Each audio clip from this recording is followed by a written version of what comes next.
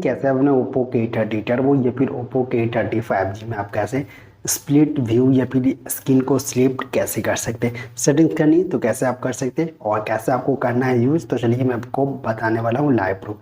चलिए वीडियो शुरू करता हूँ, ले जाता हूँ फ़ोन डिस्प्ले पे। तो सेटिंग्स पे एप्लीकेशन को ओपन कर लीजिए। नीचे आएगा तो यहाँ पे एक ऑप्शन देखने को मिलेगा एसेसिबिलिटी करके, तो एसेसिबिलिटी पे क्लिक कीजिए और यहाँ पे एक ऑप्शन देखने को मिलेगा स्प्लिट व्यू, तो स्प्लिट व्यू पे क्लिक करके सिंपली से इनेबल कीजिए। इनेबल करने के बाद यहाँ से बैक आइए और इससे मैं यहाँ पे यूट्यूब ओपन करता हूँ। यूट्यूब ओपन कीजिए तो यहाँ पे इस तरह से बटन फ्री और यहाँ पे लेफ्ट साइड में वो करना हो और कोई सा एप्लीकेशन एक और ले लेता हूँ, जैसे फेसबुक ले लेता हूँ।